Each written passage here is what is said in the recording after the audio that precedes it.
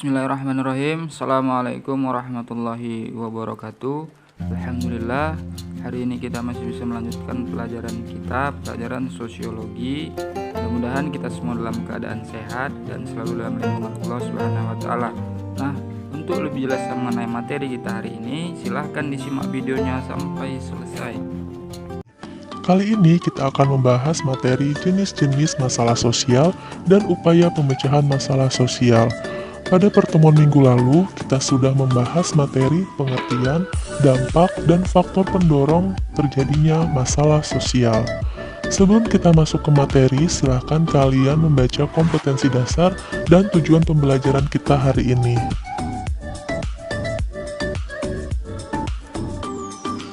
Oke, yang akan kita bahas pertama kali adalah jenis-jenis masalah sosial.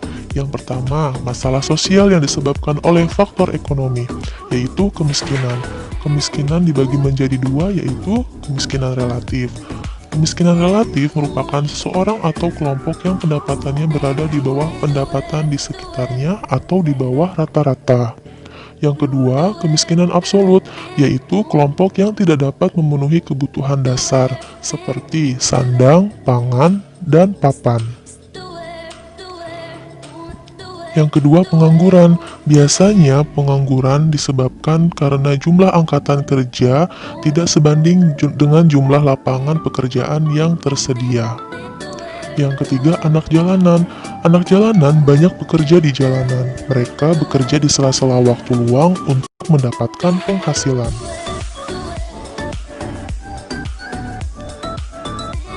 Yang kedua, masalah sosial yang disebabkan oleh faktor budaya. Yang pertama, kenakalan remaja. Contohnya, tawuran antar pelajar. Yang kedua, konflik antar etnik atau antar suku.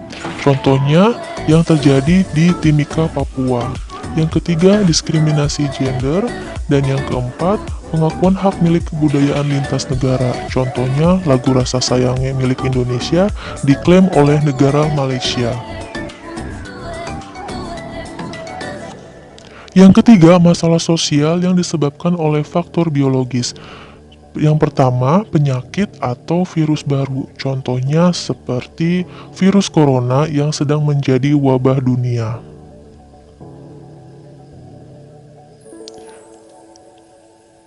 Yang kedua, makanan beracun.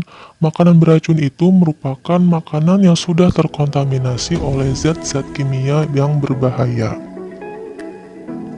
Yang keempat, masalah sosial yang disebabkan oleh faktor sosial seperti kriminalitas, pelecehan seksual, korupsi, dan terorisme. Ini semua terjadi akibat nilai dan norma tidak diakomodasi dalam setiap perilaku individu.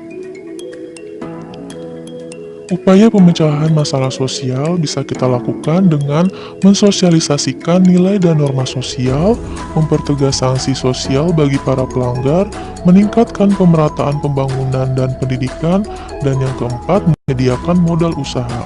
Nah, itulah materi kita hari ini. Coba sekarang kalian kerjakan tugas penilaian KI 3 pengetahuan. Silakan cermati gambar-gambar berikut ini.